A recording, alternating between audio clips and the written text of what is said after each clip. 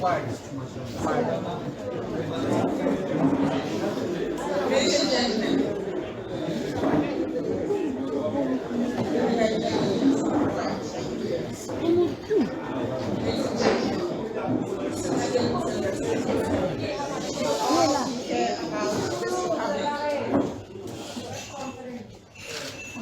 can I just announce that we are live now? And back there, can you please be quiet?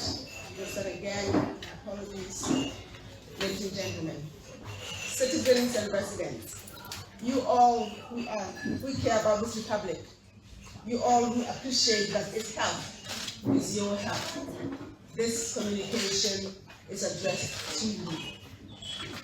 It has been widely reported in newspapers and on social media platforms that I'm due to appear before the Botswana Democratic Party Disciplinary Committee, the BDP DC, on the 24th of May 2023. That is true. I've been charged with bringing the party into disrepute, it being alleged that 1, I defied the party caucus decision, 2, I disagreed with His Excellency the President. The details of the charges and my response thereto are now matters of public record. The complainant is Honorable Chibwe Liakas Kabile. I've carefully considered the utility or otherwise of appearing before the BDP-DC, and I've come to the conclusion that such an appearance, regardless of the outcome, would not lead to a settlement of the real dispute between the BDP leadership and myself. The real dispute between the BDP leadership and myself is our competing versions of the nature of this country. I say it's a republic. I say it's a democracy. I say my statements in Parliament are protected by the Constitution. I say neither a social media troll nor a fellow member of Parliament ought to have the power to muzzle any member of Parliament. I was elected a member of Parliament by the Botswana National Assembly following the 2019 general elections, and soon thereafter I was appointed Minister of Foreign Affairs, MINFA for short. In August 2020, I stepped down from my position as MINFA for reasons I have not publicly shared, but some of which are in the public domain. In November 2022, I made a statement in public titled, "Is It Right?" which statement addressed what I considered, and still consider, the government's refusal and or reluctance and or failure to bring the Directorate of Intelligence Services, the DIS, to operate within its legally provided mandate. The judiciary has since weighed in on this issue and has confirmed aspects of my claim and those of others who have sought relief from the courts. I must admit that the crazy frenzy of the dramatic arrests of 2021 and 2022 has abated some. We can only hope that this come again.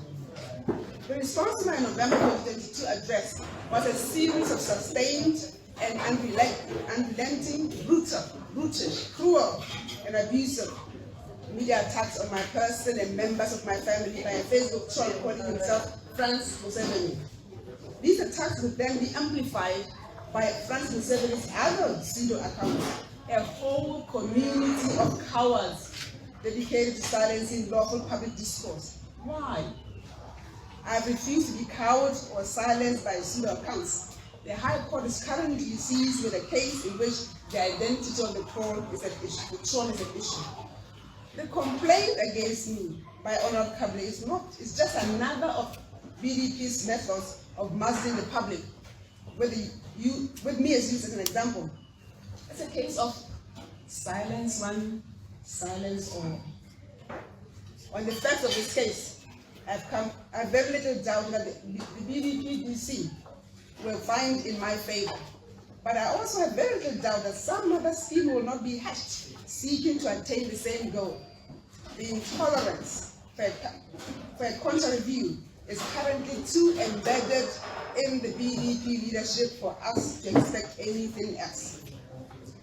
the relationship between the BDP leadership and myself has broken down irretrievably.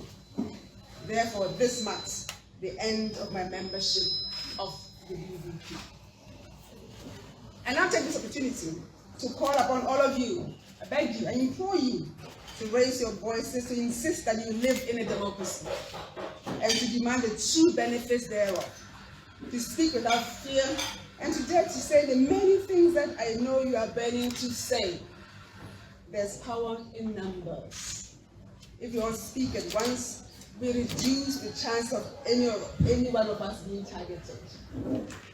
The founders of this country made you a promise at chapter 2 of the country's constitution, and is that, and I quote, "You are entitled to the fundamental rights and freedoms of the individual." I challenge you to accept your rights and freedoms.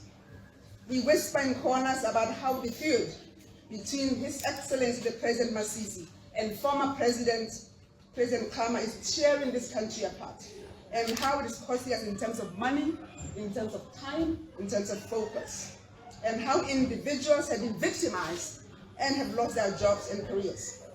I say, whisper no more. President Masisi's devotion to the feud has undermined his government's ability to effectively manage the social